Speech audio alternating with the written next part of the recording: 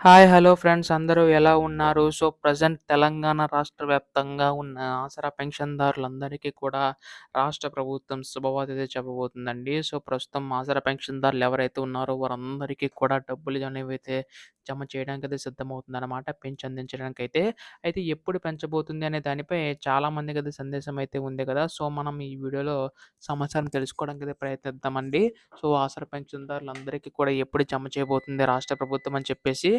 అంతకంటే ముందు కొత్తగా ఎవరైనా మన ఛానల్‌ని చూసినట్లయితే దయచేసి వెంటనే ఛానల్ అయితే సబ్స్క్రైబ్ చేసుకోండి. దీని ద్వారా నేను పెట్టే ప్రతి చిన్న లేటెస్ట్ అప్డేట్ కూడా మీరు ఎప్పటికప్పుడు మిస్ కాకుండా తెలుసుకోగలుగుతారు. అలాగే వీడియోకైతే లైక్ చేయండి. మరికొంతమందికి సమాచారం అనేది తెలుస్తది. ఇంకా ఆలస్యం చేయకుండా వీడియోలకైతే వెళ్ళిపోదాం.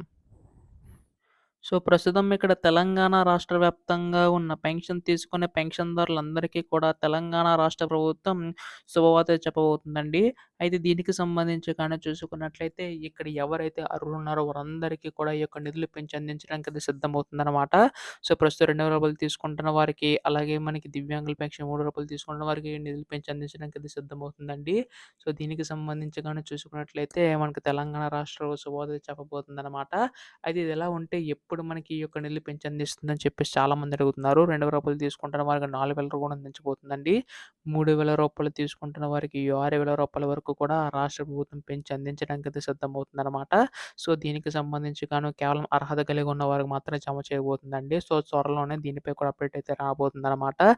ఎవరైతే ఉన్నారో అందరికి కూడా విడుదల చేయబోతుందండి. ఇప్పటికే మనకి తెలంగాణ రాష్ట్ర ప్రభుత్వం అనేక పథకాలకు సంబంధించి ఒకటి కూడా అమలు చేసుకుంటూ రావడం జరిగింది కదా!